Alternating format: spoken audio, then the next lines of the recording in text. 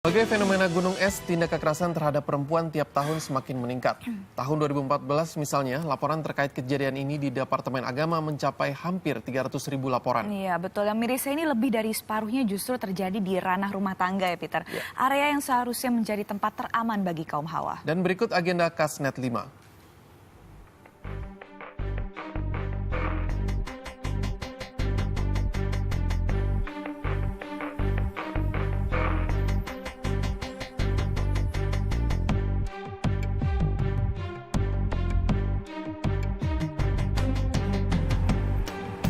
Di zaman sekarang perempuan dapat mengenyam pendidikan setinggi atau bahkan lebih tinggi daripada apa yang mampu dicapai oleh laki-laki.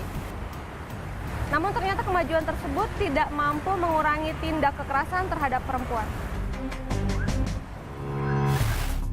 Perempuan adalah makhluk yang feminin, lembut laku, halus, dan hangat. Elok rupa pun jadikan perempuan menjadi pusat perhatian serta simbol keindahan di dunia. Namun, bak pisau bermata dua, perempuan tak hanya sebarkan daya tarik, nyatanya hingga kini perempuan masih berada dalam lingkaran kekerasan yang tak ada habisnya. Termasuk di Indonesia, sebagai makhluk yang masih sering dianggap lemah, perempuan masih sering menerima perlakuan kasar, baik secara verbal, non-verbal, hingga kekerasan fisik, yang bahkan bisa mengancam keselamatan jiwanya. Meningkatnya laporan kekerasan baik dalam rumah tangga, komunitas, hingga oleh negara pada perempuan tiap tahunnya membuktikan pemerintah masih belum mampu lindungi kaum hawa. Catatan dari Pengadilan Agama yang diterima Komnas Perempuan dan Anak menyebutkan ada 293.220 kasus kekerasan terhadap perempuan pada tahun 2014. Jumlah ini meningkat drastis hampir 3 kali lipat dibanding kasus kekerasan terhadap perempuan di tahun 2011 yang berjumlah 119.107. Dan yang mencengangkan, dalam catatan tahunan 2015 yang diterima Komnas HAM dari lembaga-lembaga mitra, kekerasan terhadap perempuan banyak ditemukan di DKI Jakarta. Selama tahun 2014, ada 1.992 kasus kekerasan di ibu kota. Banyak faktor pemicu terjadinya kekerasan ini. Salah satunya adalah budaya jika perempuan harus berada di rumah saja. Karena undang-undang perkawinan kan melegalkan itu. Jadi kalau perempuan mencari nafkah itu dianggap bukan peran dia, karena di dalam undang-undang perkawinan mencari nafkah itu laki-laki. Nah, kalau tidak diakui bahwa perempuan juga bisa mencari nafkah, kekerasan bisa terjadi.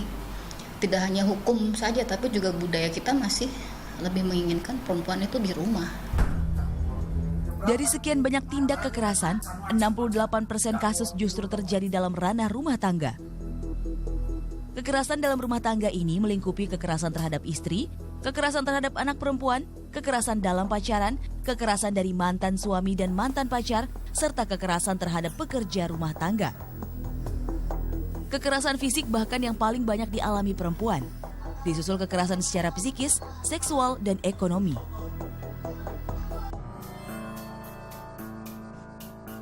Pemerintah sudah berusaha menekan tindak kekerasan ini dengan Undang-Undang Tindak Pidana Nomor 23 Tahun 2004 tentang penghapusan kekerasan dalam rumah tangga. Ancamannya hukuman kurungan penjara maksimal 15 tahun dan denda maksimal 45 juta rupiah. Jadi kuncinya itu ya strategi pengaruh utama gender itu memang harus betul-betul bisa dilaksanakan dan terlihat di dalam kebijakan program kegiatan pemerintah.